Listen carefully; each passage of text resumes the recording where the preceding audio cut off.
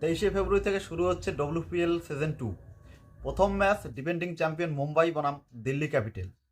এই সিজনে মুম্বাই কোন কোন প্লেয়ারকে রিটেন করলো এবং কোন কোন নতুন প্লেয়ার অ্যাড করলো সব জানবো এই ভিডিওতে। আমরা প্রথমেই দেখে নেব Mumbai ইন্ডিয়ান্সের written list.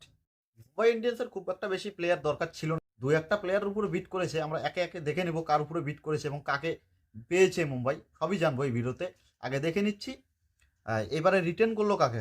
Harmanpreet Kaur, Hayley Matthews, Yastika Bhatia, Natalie Sciver Brunt, Amelia Kerr, Isabelle বং, ক্লোয়ে ট্রায়ান, পূজা ভাস্তাকর, সাইকা ইশাক, আমনজত কর, জিন্টিমণি কালিটা, হুমাইরা কাজী এবং এবং প্রিয়াঙ্কা বালা।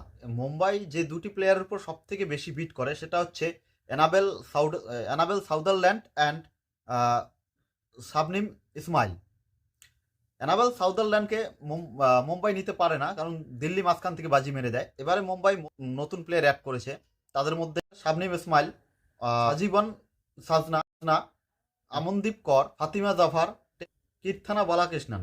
সব থেকে ভালো পিক অবশ্যই আমি এখানে বলবো শাবনিম ইসমাইল। এটাকে নিয়ে মুম্বাই তার বোলিং লাইন খুব স্ট্রং করেছে।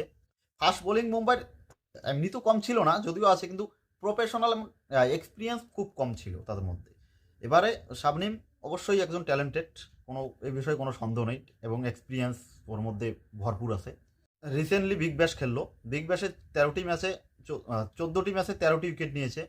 ইকোনমি 6.22। সাউথ আফ্রিকার হয়ে অনেকদিন থেকেই T20 খেলে। On the paper Mumbai team ভালো হয়েছে, এবার দেখা যাক অন দ্য ফিল্ড কী হয়। তো এটাই ছিল আজকের ভিডিও। আই হোপ সবার ভালো লেগেছে।